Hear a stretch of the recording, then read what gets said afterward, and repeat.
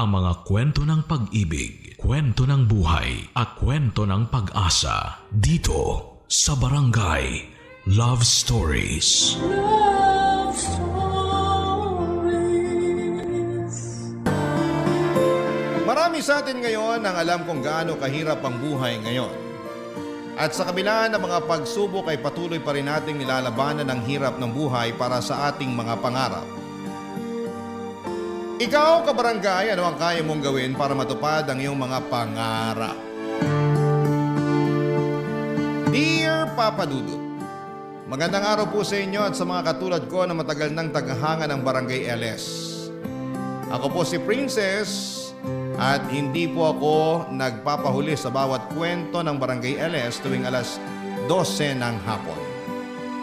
Day off ko po ngayon kaya naisipan ko na magpadala ng sulat sa inyo at sana po ay mapili at mabasa ninyo ang kwento ko. Ako po ay tubong Cadiz sa Negros Occidental. Hindi po ako lumaki sa mayamang pamilya at hanggang ngayon ay nakikitira pa rin ako sa mga magulang ko. Hindi po maganda ang aming bahay at marami na rin pong sira ang bubong namin. At ang pinakamasakit sa lahat ay may anak po ako na binubuhay ng mag-isa.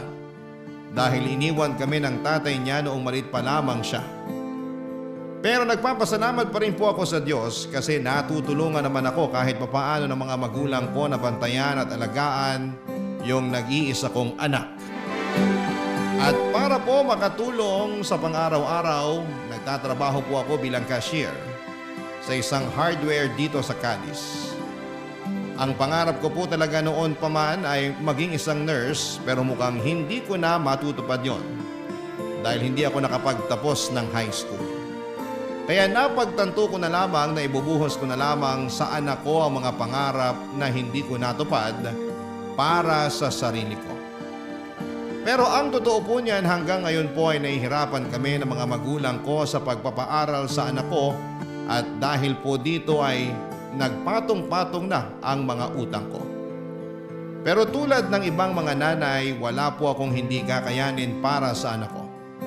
Kaya bilang isang single mother na araw-araw na kumakayod ay mukhang wala na po talagang pag-asa para magkaroon ng love life. Kaya po ako nakikinig ng Barangay LS tuwing alas 12 dahil dito ko lang nakukuha ang kilig at saya na gusto kong maranasan sa isang lalaki. Sa totoo lang po ay takot na akong magmahal ulit. May trauma po kasi ako sa mga lalaki dahil sa bungero at lasinggero yung tatay ng anak ko. At ang pinakamalupit pa po sa lahat ay iniwan at pinagpalit niya kami sa mas maganda at mas mayaman na babae. Kaya mula noong araw na yon ay sinumpa ko talaga na hindi ko na siya papansinin. Kasi para sa akin ay wala siyang kwentang tatay sa anak ko. Pero nagbago po ang pananaw ko sa mga lalaki nang nakilala ko si Marcus. Si Marcus po ang regular customer namin sa hardware. Sobrang bait at gwapo niya at tuwing dumadaan siya, talagang naaamoy ko yung perfume niya na napakabango. At alam ko po na may kaya siya kasi iba't ibang kotse ang dala-dala niya tuwing pumupunta siya sa hardware na pinagtatrabahuhan ko. At isang araw ay hindi ko po lubos akalain na mapapahaba ang usapan namin ni Marcus, Papa Dudut.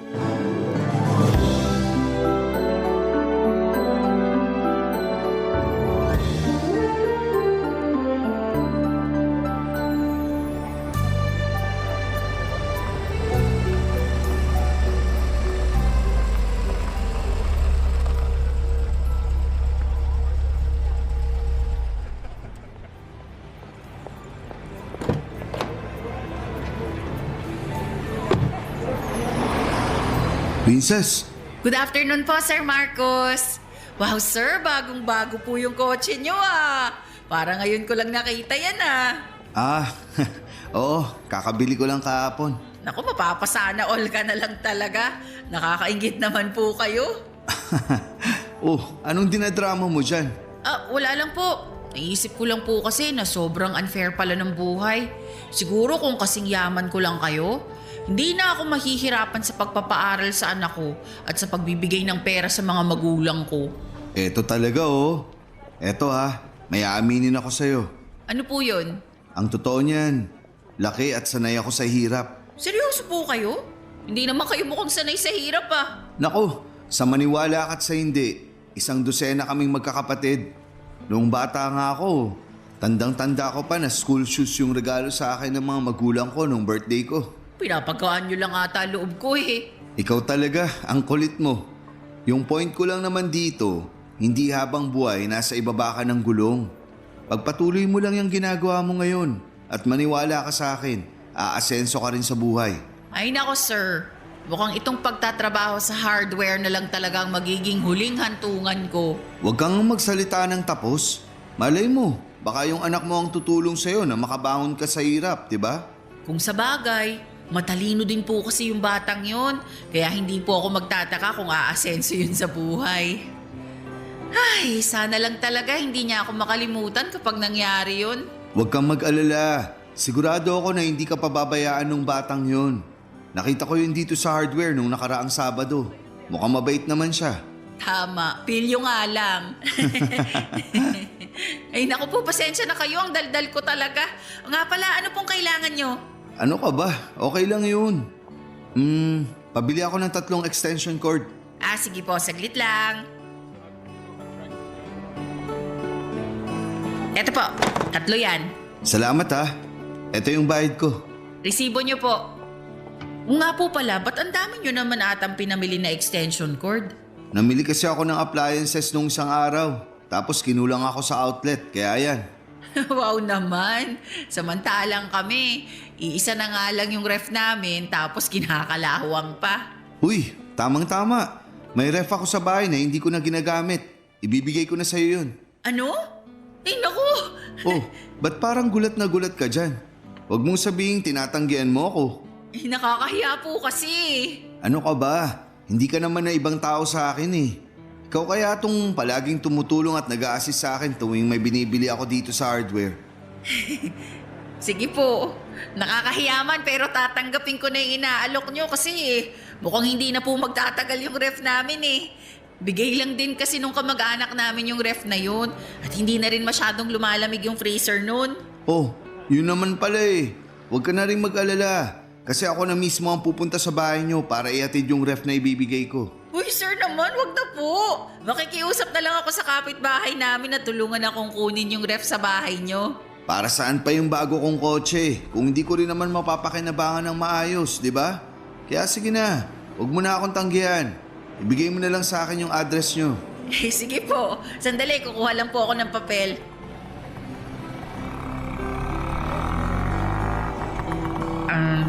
Ito na po yung address namin. Ayos! So, paano? Kita-kits na lang mamaya, ha? Mauna na muna ako. May kailangan pa kasi akong gawin sa bahay. Sige po, sir. Ingat po kayo. Pagkatapos ng shift ko, papadudot ay dumaan si Marcos sa bahay namin at grabe. Hindi ko talaga lubos sa kalain at dalawa yung pintuan ng ref na ibibigay niya. Sobrang saya namin ng mga magulang ko noong nakita namin yung ref na inihatid ni Marcos sa bahay namin. At nang umalis si Marcos ay nagsimula ng magduda ang mga magulang ko kung may gusto ba siya sa akin. Pero syempre sinabi ko sa mga magulang ko na mabait lang talaga si Marcos. Pero papadudot. Hindi po nagkamali ang mga magulang ko dahil makalipas ang ilang linggo ay inamin ni Marcos na may gusto siya sa akin at na ako raw yung dahilan kung bakit palagi siyang pumupunta sa hardware na pinagtatrabahuhan ko. Hindi ko po talaga akalain na magkakagusto sa akin si Marcos. Lalo na't mayaman siya at ako naman ay isang simpleng babae lang. Pero hindi talaga. May mga bagay na hindi mo kayang ipaliwanag pero nangyayari. At ang tanging magagawa mo lamang ay tanggapin at yakapin ito. At sa madaling salita ay niligawan po ako ni Marcos at sinagot ko siya. At makalipas ang ilang araw ay pinag-resign ako ni Marcos sa hardware at pinatiranan niya ako sa bahay niya. Grabe! Ang ganda po ng bahay niya, parang isang malaking rest house. 5 yung kwarto at may maliit pa na swimming pool sa likod. Hindi po ako makapaniwala na eto na yung magiging buhay ko kasama si Marcos. At syempre ang pinakabongga pa dyan ay nagbibigay si Marcos ng pera at ginagamit ko po yun para matulungan ang pamilya ko. Ang totoo niyan, hindi ko sinabi sa mga magulang ko na nag-resign na ako sa hardware. Pero ayos lang sa akin yon kasi nakakapagbigay pa rin naman ako ng pera sa kanila ng dahil kay Marcus. Pero kahit maayos na po ang financial situation ko, may mga gabing nalulungkot pa rin ako. Kasi si Marcus ay madalas na nasa trabaho at ako lang ang mag-isa na naiiwan sa bahay. Kaya isang gabi ay napagtanto ko na kailangan ko nang ikwento kay Marcus ang nararamdaman kong kalungkutan tuwing wala siya sa bahay, Papa Dudut.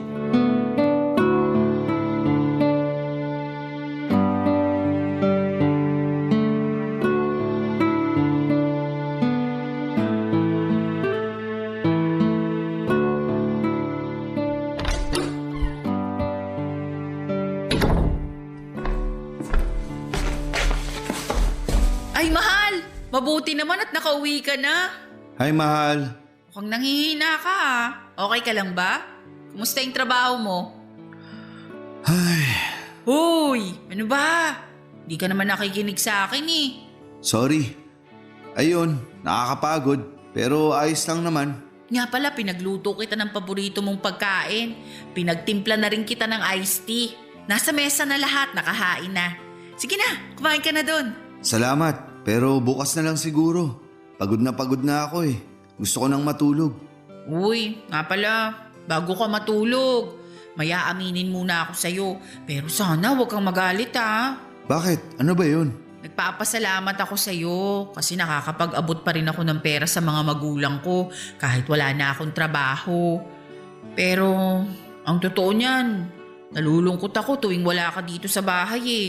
Aba, natural. Kasi nagtatrabaho ako para sa ating dalawa. Alam ko naman yun, pero ang tagal na kasi simula nung huli tayong alam mo na. Utang na loob naman, princess.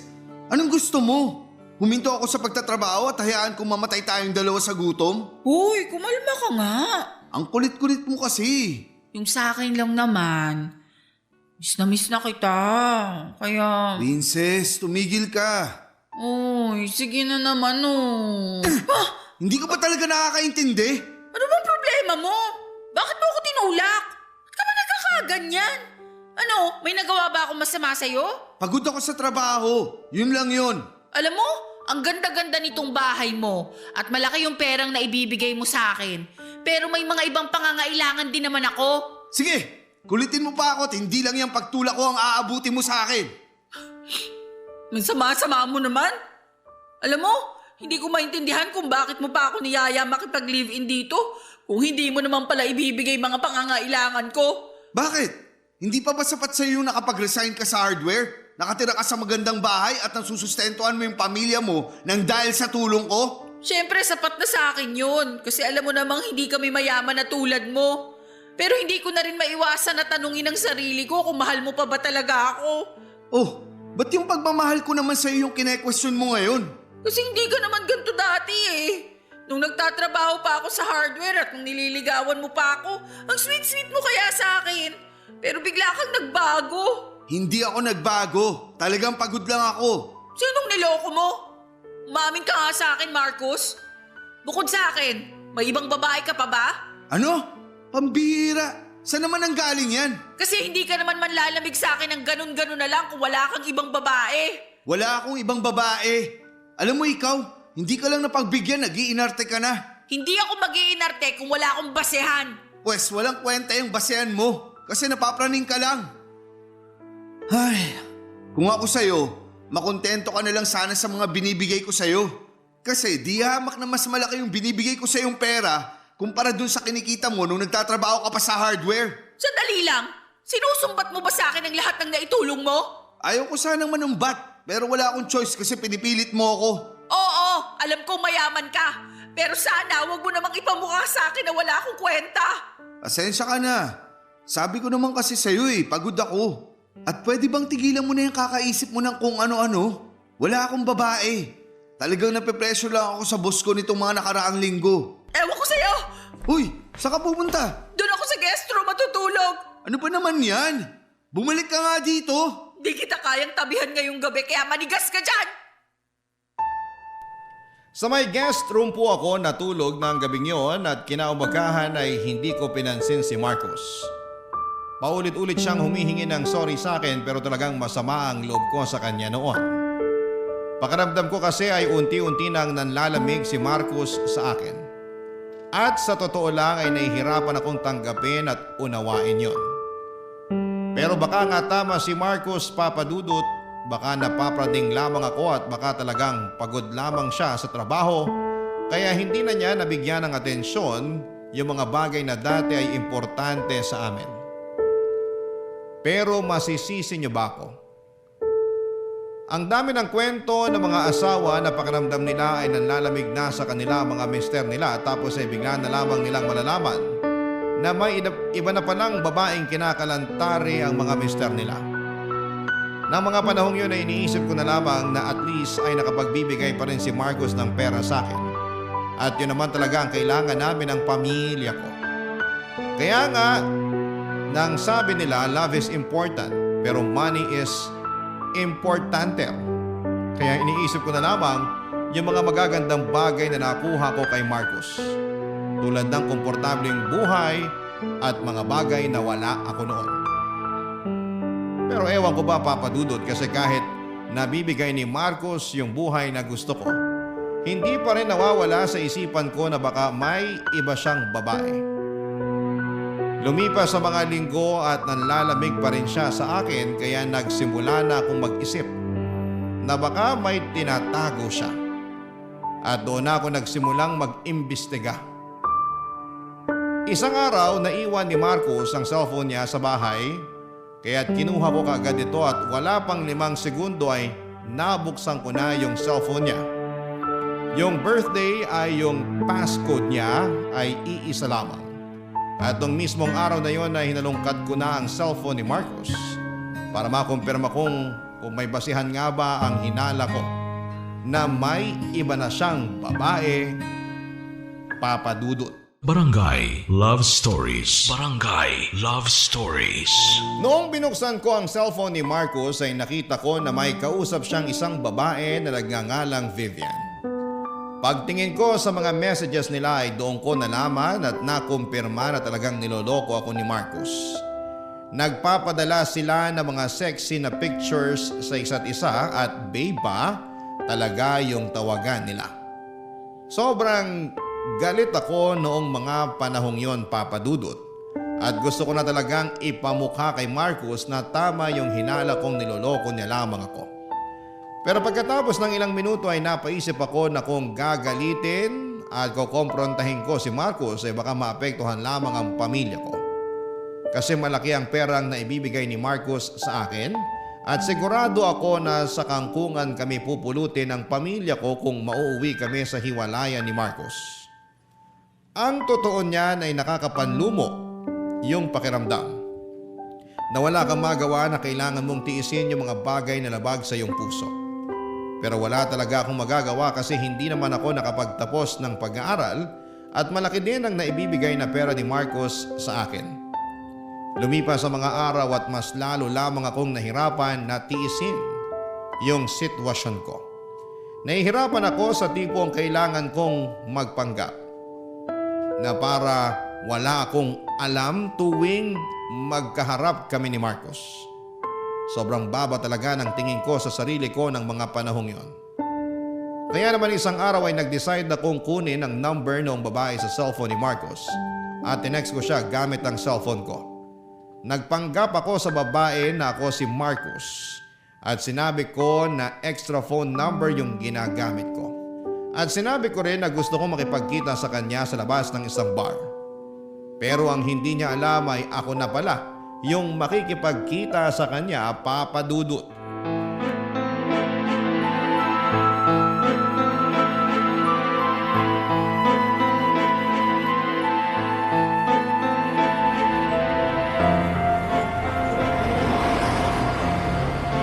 Hoy! Ikaw ba si Vivian? Hoy, Karen! Teka lang, kilala ba kita? At ba't alam mo ang pangalan ko, ha? Ako si Princess. At hindi na ako magpapaligoy-ligoy pa. Ako lang naman yung jowa ng lalaking nilalandi mo. I'm sorry, ano? Ako yung kamit mo dito sa labas ng bar. Sa madaling salita, ako yung ka-text mo kanina. Pasensya ka na, pero wala akong alam sa mga pinagsasasabi mo. Alis na ako. Sandali lang. Ano? May nakalimutan ka.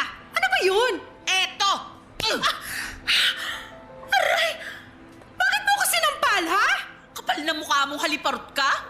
Malinaw na malinaw sa mga text messages na ikaw yung kabit ni Marcos. Pero wala ka pa rin karapatan para saktan ako. Pwes, binigyan mo ko ng karapatan na saktan ka nung araw na kumabit ka sa jowa ko. Ha! Sa'yo na mismo nang galing jowa mo lang. At jowa ka lang ni Marcos. Kumakaasta ka naman, akala mo naman asawa ka?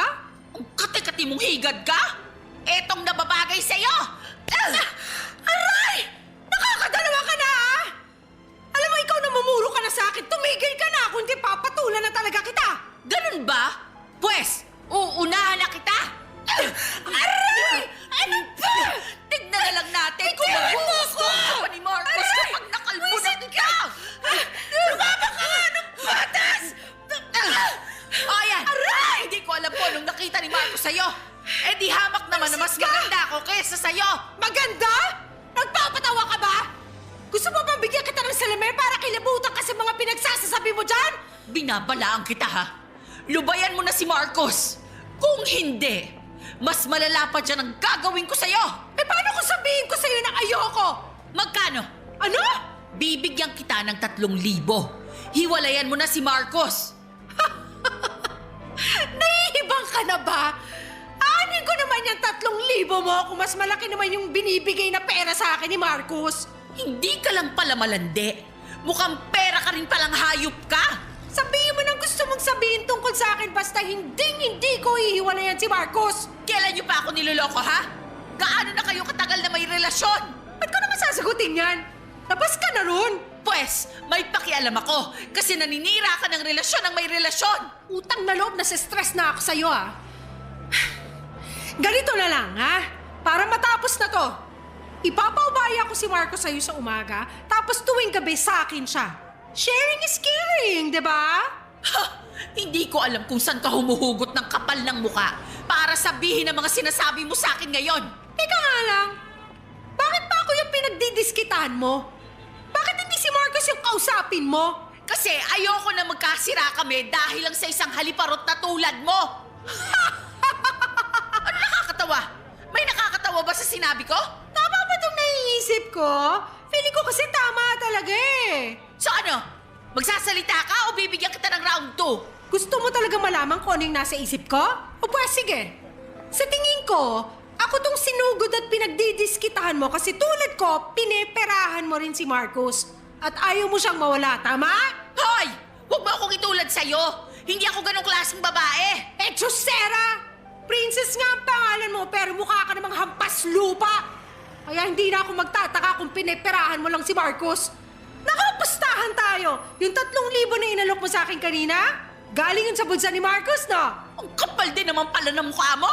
Ay nako! Huwag mo na kasing i-deny. Aminin mo na kasi pareho lang naman nating pinagkakakitaan si Marcos. Ang pinagkaiba nga lang, ako, kaya kong aminin sa sarili ko yon.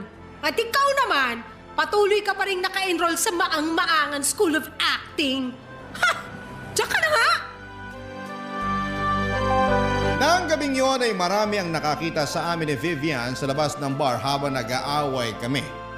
At nagmukha po kaming sirkos papadudot. Wala ni isa na nagtangkang umawat sa amin kasi natatawa at natutuwa sila sa mga eksena namin. Nang natapos na yung away namin ni Vivian ay saka ko lang na-realize na sobrang nakakahiya pala nung ginawa namin sa harapan ng maraming tao. At pag-alis ni Vivian ay malinaw na sa akin na ginagamit lamang niya si Marcos para sa pera. Nakakahiya mang aminin papadudod pero parang tama na rin naman yung sinabi ni Vivian na parang pera lang din ang habol ko kay Marcos. Oo, gwapo si Marcos at may pagmamahal ako na nararamdaman para sa kanya. Pero pakiramdam ko ay mas malakas pa rin ang hatak ng pera kaya ako nanatili sa relasyon namin. Kasi kung wala siyang pera, malamang ay iniwanan ko na lamang siya noong nalaman ko na may ibang babae siya. Sobrang naiinis po ako sa sitwasyon kaya noong gabing yon, hindi na muna ako umuwi. Pumasok ako sa bar, nagpakalasing at doon ko rin naisipang i-stalk si Vivian sa Facebook. At doon ko nalaman na pareho kami ng sitwasyon. Tulad ko ay may anak din pala na binubuhay si Vivian. Ang totoo niya dapat ay magalit ako sa kanya kasi kabit siya ni Marcos. Pero sa totoo lang, mas naawa lang ako sa kanya. Siguro kasi pareho kaming nanay at malambot yung puso ko pagdating sa mga bata. Pagkatapos kong uminom sa bar ay umuwi na ako. Pero hindi ko pa rin sinabi kay Marcos yung nangyari sa amin ni Vivian. Hindi ko po talaga kayang i-process lahat ng kaguluhang nangyayari sa buhay ko. At kasabay noon ay ang patuloy ko na paglilihim kay Marcos tungkol sa mga nalaman ko. Ngunit ilang linggo ang lumipas ay nagulat ako nang makatanggap ako ng text mula kay Vivian. Niyayaya niya ako makipagkita sa isang coffee shop at sobrang nagulat ako noong natanggap ko yung text ni Vivian kasi hindi ko akalain na isi-save niya yung number ko. Sa totoo lang, Papa Dudut ay ayaw ko sanang makipagkita sa kanya. Pero dahil na curious ako, ay pumayag na rin ako na makipagkita kay Vivian.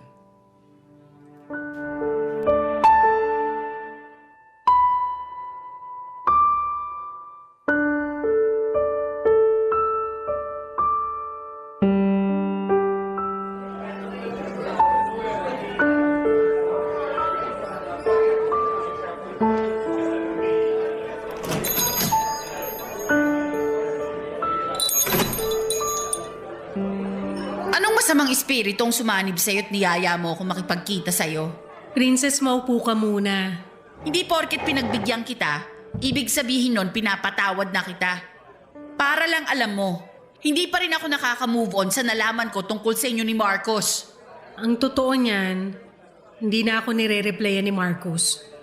At hindi na rin siya nakikipagkita sa akin. Ay, ibang klase ka rin naman talaga. So anong gusto mong gawin ko? Tulungan pa kita na makipagkita sa jowa ko? Alam mo, kung yan lang rin ang dahilan kung bakit mo ako pinapunta dito, aalis na lang ako. Nagsasayang lang ako ng oras dito. Papaalala ko lang sa'yo ha, ako ang nauna kay Marcos. Kung ihahalin tulad mo ang lahat ng to sa kotse, ako yung nasa unahan at ikaw yung sa likuran. Yan ang itatak mo dyan sa kukote mo. Baka alis na nga. Parang awa mo na maupo ka muna. Wala akong balak makipagbardagulan sa'yo. Taputin mo nga ako. Ano bang kailangan mo sa akin?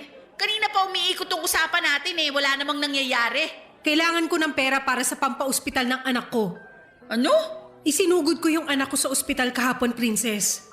At ngayon ko kailangan yung pera ni Marcos. O kung ganun, bakit ako yung nilalapitan mo? Hindi ka pa nakikinig? Hindi nga ako nire-replyan ni Marcos. Kaya parang awa mo na.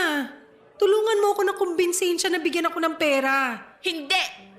Alam kong patibong mo lang ang lahat ng to. Hindi ba't inamin mo na sa akin noong nakaraan na pineperahan mo lang si Marcos? At sigurado akong may masama kang binabalak para paghiwalayin kami ni Marcos. Utang na loob! Kung hindi nakaratay sa ospital yung anak ko ngayon, hindi kita lalapitan. Pero wala akong choice. Kasi alam kong ikaw itong malapit kay Marcos. At ikaw ang makakatulong sa akin para kumbinsihin siya na tulungan yung anak ko. Pasensya ka na pero hindi kita matutulungan. Wala ka na ba talagang puso? Pag may nangyaring masama sa anak ko, pinapangako ko sa iyo na ikaw ang sisisihin ko. Hoy! Hindi ko kasalanan kung pabaya kang ina. At malay ko ba kung nagsasabi ka ng totoo? Ayaw mo talaga maniwala? Teka lang, kukunin ko lang yung cellphone ko. Tingnan mo to. Picture yan ng anak ko na nasa ospital. Tignan mo yung date. Kahapon ko lang kinunan yan. Sus, me? Anong nangyari sa kanya? Na-dengue yung anak ko, Princess. Pwede mo akong husgahan sa lahat ng bagay. Pwede mong sabihin na malandi at mukha akong pera, pero alam ko sa sarili ko na hindi ako masama at pabayang ina. Ang totoo niya, matagal ko nang alam yung tungkol sa inyo ni Marcos. Pero tiniis ko maging kabit dahil kinailangan ko yung pera para sa anak ko. Sa maniwala ka't sa hindi, naiintindihan kita kasi may anak rin ako. Pero hindi ko kayang manira ng relasyon para lang magkapera, Vivian. Nangyari na ang nangyari at wala na ako magagawa ron. Kaya parang awa mo na, tulungan mo na lang ako na makausap si Marcos. O eto, 5,000 yan. Sana makatulong. Salamat dito ha. Makakatulong na to sa pampa-ospital ng anak ko. Pero Vivian, pakiusap lang. Kung may natitira ka pang konting kahihiyan dyan sa katawan mo, lubayan mo na kami ni Marcos. Tatapatin na kita. Sa tingin mo ba hindi ako nandidiri sa sarili ko tuwing nakikipagsiping ako sa lalaking may jowa na? Sa tingin mo ba talaga pinangarap ko maging kabit? Hindi! Pero wala akong magawa. Kasi salat na salat ako sa buhay. Naniwala ka sa akin, huli na rin noong nalaman ko yung tungkol sa inyo ni Marcos. Pero pinili kong tiisin yun kasi wala na akong mga magulang. At ako na lang inaasahan ng anak ko. Kapag nalaman ng anak mo na minsan nang naging kabit yung nanay niya, sa tingin mo ba ipagmamalaki ka pa niya? Ikaw, patanong nga kita. Ngayon na alam mong niloloko ka ng jowa mo, bakit hindi mo pa rin siya magawang iwanan? Hindi mo masagot, no? Pues akong sasagot para sa'yo. Kasi mayaman siya. May pera siya, kaya niyang ibigay sa'yo at sa akin yung buhay na punong-puno ng ginhawa. Kaya kung ako sa'yo, tigil-tigilan mo ng pagiging ipokrita mo kasi sa ginagawa mong yan, mas lalo mo lang pinapahirapan ang sarili mo. Hindi mo ba talaga kami lulubayan?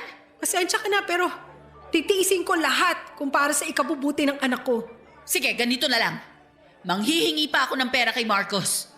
Kukumbinsihin ko siya na bayaran ng buo yung bayarin mo sa ospital.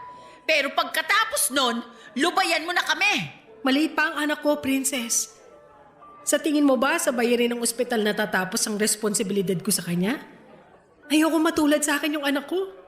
Gusto ko siyang magkaroon ng buhay na malayo sa pagod at hirap at magagawa ko lang yon kung patuloy akong susustentuhan ni Marcos. Sa totoo lang, Papa Dudut, ay medyo natuwa ako noong malaman kong hindi na nakikipagkita o tinatawagan ni Marcos si Vivian. Pero hindi ko rin maiwasang maawa at magalit kay Vivian. Naawa ako sa kanya kasi alam ko yung hirap pagdating sa pagpapalaki ng anak at naisip ko na maswerte pa rin ako kahit papaano kasi may mga magulang akong tumutulong sa pagpapalaki at pagbabantay sa anak ko. Habang si Vivian naman ay wala ng mga magulang na pwede siyang asahan. Pero sa kabilang banda ay nagagalit pa rin ako sa kanya kasi harap-harapan niyang sinasabi sa akin na hindi na niya kami lulubayan ni Marcos. Gulong-gulo talaga ang isipan ko ng mga panahong yon. At ang totoo niyan ay sobrang natamaan ako sa mga sinabi ni Vivian na nagpapaka-ipokrita ako. Ayaw ko mang aminin, Papa Dudut, pero may point talaga yung sinabi ni Vivian sa akin. Pera ang pinakamalaking dahilan kung bakit ako patuloy na nananatili sa relasyon namin ni Marcos. Pero ang pinagkaiba nga lang namin ni Vivian ay hindi ako kabit katulad niya. Lumipas sa mga araw at pinili ko pa rin ang manahimik at magsawalang kibo sa lahat ng kababuyan ni Marcos. Pero syempre hindi na muling naibalik yung tiwala ko kay Marcos. Kaya palihim ko pa rin at tinitignan at hinahalungkat ang cellphone niya tuwing iniiwan niya ito sa mesa. At doon ko nakumpirma na hindi na nga nagtitext o tumatawag si Marcos kay Vivian. Naisip ko na mga panahon na yon na baka nagbago na talaga si Marcos at unti-unti niya nang pinuputol ang ugnayan nila ni Vivian para sa kapakanan namin. Hindi ko maiwasang maging masaya pero may kaunting awa pa rin sa puso ko. Naawa pa rin ako kay Vivian, Papa Dudut, lalo na para sa anak niya. Siguro kailangan niyang matutunan na panahon na para tigilan na niya yung pagiging kabit ng jowa ko, Papa Dudut. Barangay Love Stories. Barangay Love Stories. Naging tahimik at mapayapa na ang relasyon namin ni Marcos at sa wakas pakiramdam ko ay nagkaroon ako ng tunay na peace of mind. Parang naisip ko na okay, tapos na yung lahat ng gulo, pwede ko na talagang ilibing sa limot yung tungkol kay Vivian. Hindi ko na kailangang kumprontahin si Marcos kasi gaya nga noong nalaman ko ay hindi na naman nagpaparamdam si Marcos kay Vivian. Pero papadudot yung peace of mind ko na yon ay biglang nabasag. Noong isang araw ay nakatanggap ako ng message galing kay Vivian. Naloka ako. Parang may balak pa yata siya na gawin akong textmate kasi hindi ko lubos akalain na magpaparamdam na naman siya sa akin. Tapos ayon, nag-text siya ulit at sinabi niya na kailangan daw namin na magkita at mag-usap. Nung una talaga ay duda na ako na baka manghihingi na naman siya ng pera para sa anak niya. Kaya tinanggihan ko siya kaagad sa kagustuhan niyang makipagkita sa akin. Pero iginit ni Vivian na may mahalaga raw siyang kailangang sabihin sa akin at kailangan ko daw itong malaman sa lalong madaling panahon. Kaya sa pangalawang pagkakataon ay nagpadala ako sa curiosity ko at nagkita kami ni Vivian sa isang mall, Papa Dudut.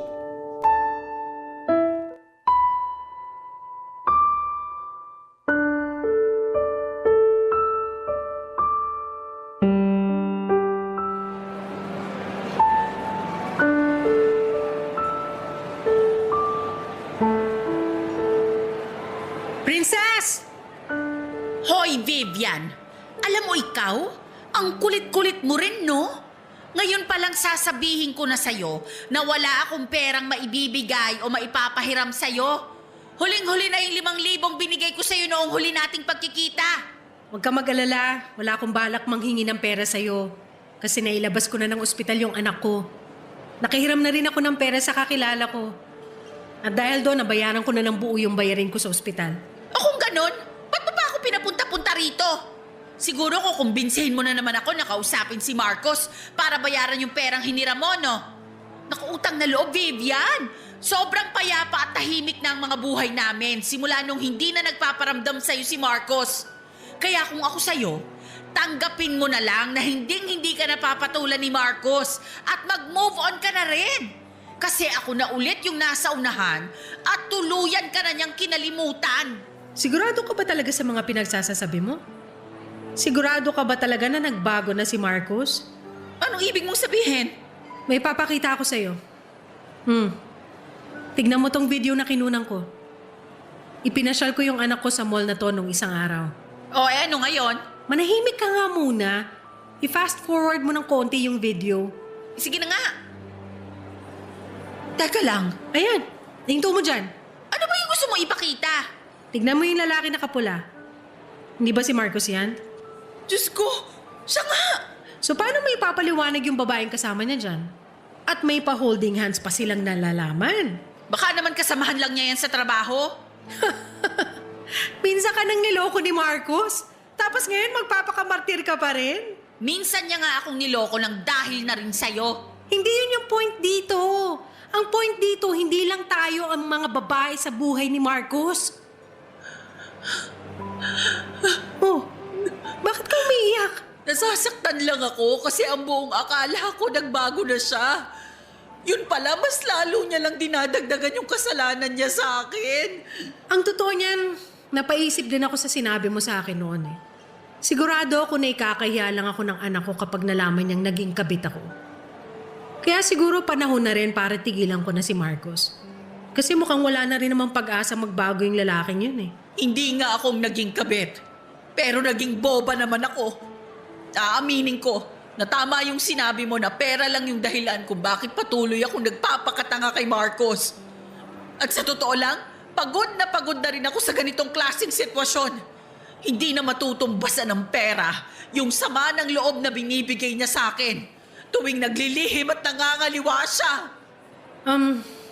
Pasensya ka na rin kasi naging dahilan din ako kung bakit sumama yung loob mo noon. Alam mo, maliban sa pagiging kabit mo, napagtanto ko na wala naman pala tayong pinagkaiba eh. Pareho tayong iniwan ng mga tatay ng anak natin. At pareho rin tayong kayang gawin at tiisin ang lahat para sa ikabubuti ng mga anak natin. Kaya pasensya ka na rin sa mga nasabi kong masakit tungkol sa pagiging nanay mo. Wala na yun. Basta amanos na tayo ha. Oo. Nga pala, maraming salamat. Ha? Salamat saan? Salamat dahil binuksan mo yung mga mata ko sa katotohanan. Kung hindi dahil sa'yo, malamang hanggang ngayon nagbubulag-bulagan pa rin ako sa mga pinaggagawa ni Marcos sa akin.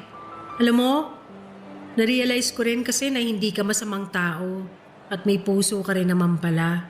Paano mo naman nasabi yan? Nung huli tayong nagkita, hindi ka nagdalawang isip na bigyan ako ng pera para sa anak ko. Kasi kung tutuusin, hindi mo naman kailangan gawin yun. Pero ginawa mo pa rin. Kaya thank you ha. Ano ka ba? Wala yun. Ang totoo nga niyan, hindi na kita natiis nung ipakita mo sa akin yung picture ng anak mo. Kaya ayun. At dahil sa ginawa mo para sa akin, sigurado akong mabuti ka ring ina sa anak mo. Hindi ako hanga sa pagiging kabit mo.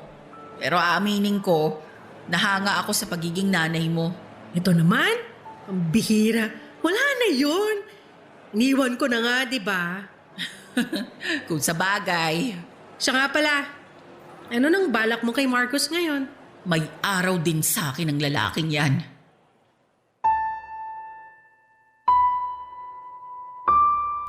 Nasaktan ako ng sobra nang malaman ko na hindi lang pala kami ni Vivian ng babae sa buhay ni Marcos Papadudut. At para ako nalulubog sa depresyon noong araw na ipinakita sa akin ni Vivian, yung video na may ka-holding hands si Marcos sa mall. Pero sa kabilang banda pakiramdam ko rin ay may nakahanap ako ng kaibigan noong araw na yon. At yon ay si Vivian. Habang tumatagal ay unti-unting napapalitan ng pagpapatawad at pag-unawa ang galit at puot ko kay Vivian. Kasi kung hindi dahil sa kanya malamang hanggang ngayon ay nagpapakaloko pa rin ako kay Marcos. Ang totoo nga niyan ay hindi niya kailangan pang ipakita sa akin yung video pero ginawa pa rin ni Vivian yon dahil pakiramdam ko ay may malasakit siya sa akin. Kaya kahit papaano ay tatanawin ko yon ng utang na loob kay Vivian. Kasi siya ang nagligtas sa akin mula sa relasyon na puno ng pagdududa at pagtataksil.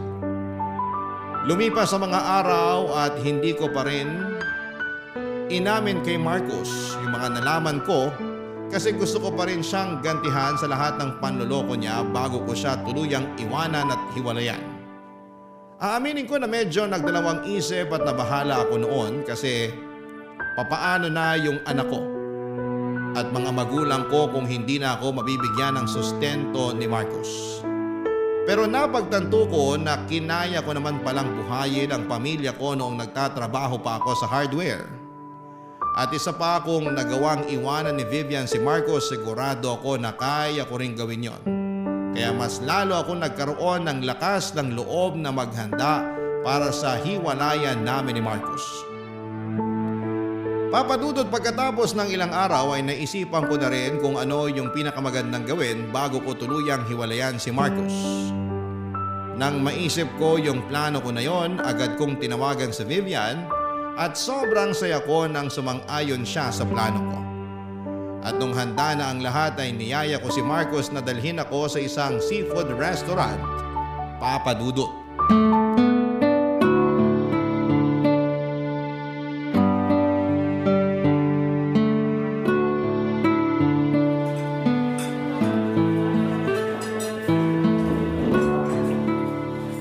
Marcos, mahal. Thank you talaga ha at pinagbigyan mo ako sa kagustuhan kong kumain sa restaurant na to. Siyempre naman, mahal. Kahit ano, para sa nag-iisa kong princess. Ay naku, tumigil ka nga. Mas lalo lang akong kinikilig sa'yo eh. Mahal, parang ang dami naman ata nito ah. Pasensya ka na, bigla akong nagutom eh. Kaya mo ba talagang ubusin to? Hindi. Pero tutulungan mo naman ako, di ba? Ah, okay. Pero pwede naman nating ipa-take out kung sakali. Ay, ayoko yung pinapa-take out yung pagkain. Hindi na kasi fresh kapag ganun eh. Kaya mas mainam kung dito na lang natin ubusin, di ba? Ah, sige. Ay, speaking of fresh, eto, tignan mo tong hipo nila. Fresh na fresh. Tikman mo to. Alam ko mahilig ka sa seafood kaya eto. O susubuan kita ha. Say ah. Ang sweet talaga ng princess ko. Sige na nga. Ang sarap, di ba? Masarap nga. Uy, wow! Mukhang masarap din tong milkshake. Sandali lang ha, matikman nga. Uy, ang sarap nga. Tikman mo rin to, dali.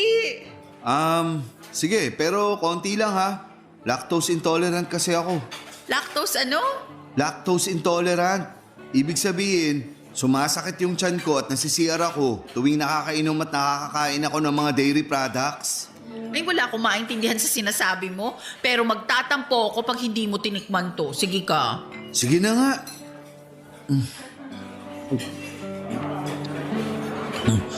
Ang sarap nga ng milkshake nila. Sakto lang yung tamis. Mismo. Kaya ubusin mo yan para sulit yung babayaran mo dito. Sige. Pero alam mo kung saan bagay i-partner yung milkshake nila? Dito, sa buttered scallops. Mukhang nakakatakam, di ba? Matikman nga. Uy, ang sarap! The best! Mahal, hindi mo pwedeng palampasin to. Tikman mo na, dali! Pasa ko sa buttered scallops. Mukhang hindi nakakayanin ng tiyan ko kapag kinain ko pa yan. Ang dami-dami kasing butter eh. Tapos kakaubos ko lang sa milkshake na pinainom mo sa akin. Naku, eto naman. Try mo lang. Sige na, kahit isa lang. Ay, sige na nga. Oh, ang sarap, di ba? Ang sarap nga. Teka lang. Ito na nga ba yung sinasabi ko eh. O bakit? Anong problema? Sumasakit na yung tiyan ko. Saglit lang ha. Magsi-CR lang ako. Okay, pero bago ka pumunta ng CR, may ipapakilala muna ako sa'yo, ha? Ha? Hi, Marcos! Oh, ba't gulat ka? I'm sorry. Pero kailangan ko na talagang pumunta ng CR. Oy, sandali lang naman. Dito ka lang. Tiniis nga namin yung pambababoy mo sa amin kaya magtiis ka rin ngayon. Princess, umamin ka nga sa akin. Kagagawan mo ba ang lahat ng to? Ay, correction. Kagagawan mo ang lahat ng ito. Tama, at binabalik lang namin sa'yo. Nga pala, bago ko makalimutan, hihiwalayan na pala kitang hayop ka. Magsama kayo ng babaeng ka-holding hands mo sa mall. Princess, kaya kong ipaliwanag yun. Kung sa tingin mo, bibigyan pa kita ng pagkakataon para makapagsinungaling sa akin, nagkakamali ka. Kasi simula sa araw na to, tinatapos ko na yung ugnayan ko sa'yo. Sandali lang. Puputulin ko lang yung drama mo, Day. Kasi tignan mo naman si Marcos, namumutla at pinagpapawisan na. Uy, kawawa ka naman. O sige na, pumunta ka na ng CR. Baka mamaya magkalat ka pa dito eh. I'm really sorry. Babalik ako kaagad. Ang galing na naisip mong plano. Siyempre, ako pa ba? I-take out na natin tong pagkain dito. Sayang eh. Bilisan na natin. Ay, agree ako dyan. Teka lang, Kuya Waiter! Pabalot na lang po nung lahat ng nasa mesa namin. Tapos ibigay nyo na lang po yung bill sa lalaking kasama namin dito kanina. Nag-CR lang sandali. Thank you! Matagal ko nang alam na may problema si Marcos sa mga pagkain na may gatas o keso kasi tuwing nagluluto ako sa bahay ay napapansin ko na madalas siyang pumupunta sa CR tuwing nagtitimpla ako ng kape na may gatas o kapag gumagawa ako ng pizza na puno ng keso. Kaya alam na alam ko na yon ang kahinaan ni Marcos. At masasabi ko rin na kahit papaano ay nakaganti ako sa kanya ng gabing yon sa seafood restaurant. Hindi ko na inantay na makalabas siya sa CR at pinaghatian namin ni Vivian lahat ng pagkain na in-order namin. Sa madaling salita, Papa Dudu, tuluyan na kaming naghiwalay ni Marcos. At mabuti na lang talaga at nakabalik pa ako sa trabaho ko sa hardware. Samantalang si Vivian naman ay nakahanap ng trabaho bilang kasambahay sa isang mayamang pamilya. Ang maganda pa dito, pinayagan si Vivian ng amo niya na patirahin sa bahay nila ang anak ni Vivian. Kaya hindi na niya kailangang mag-alala o mamroblema dahil nababantayan na niya ang anak niya habang naninilbihan siya. At aaminin ko na bumalik din ako sa dating estado ng buhay ko. Yung tipong kailangan kong magpakapagod sa trabaho araw-araw para matustusan ang pangangailangan ng anak ko. Pero at least ngayon ay masasabi ko na may peace of mind na ako dahil nakawala na ako sa isang relasyon na puno ng lihim at kasinungalingan. Siguro yung marami sa mga kabarangay ninyo ang magsasabing sana itiniis ko na lamang si Marcos dahil mayaman siya at nakapagbibigay naman siya sa akin ng pera. Pero sa totoo lang ay madali lang sabihin yan. Pero kapag ikaw na ang nasa sitwasyon kung saan ay dangal at prinsipyo mo na ang kapalit ng malaking pera, sigurado akong mahihirapan din kayo. Sa ngayon, Papa Dudut ay tuluyan nang naghilom na ang mga sugat na dulot ni Marcos sa aming dalawa ni Vivian. At masasabi ko rin na matalik na kami na magkaibigan ni Vivian. At tungkol naman kay Marcos ay hindi na niya ako kinausap simula noong nilayasan ko siya sa restaurant. Pero tuwing napapadaan ako sa harapan ng bahay niya ay napapansin ko na nabawasan na yung mga kotseng nakaparada sa labas ng bahay niya. Siguro may pinansyal na problema siya kaya kumonti na ang mga kotse niya. Pero sa totoo lang ay hindi ko na inalam yan. Pinagpapasa Diyos ko na lamang ang lahat ng kabalbalan na ginawa niya sa akin noong kami pa lamang. Dito ko na po tatapusin ang kwento ng buhay ko, Papa Dudut. Maraming salamat po talaga at binigyan ninyo ako ng pagkakataon na maibahagi ang love life ko na nagdulot sa akin ng malaking aral sa buhay ko. At ang aral na yon ay ang hiwalayan ng isang tao na palagi kang binibigyan ng dahilan para magduda at magdusa. Ang inyong forever kapuso at kabarangay Princess. Anong say mo sa Barangay Love Stories na ito? Pagkwentuhan natin sa comment section yan.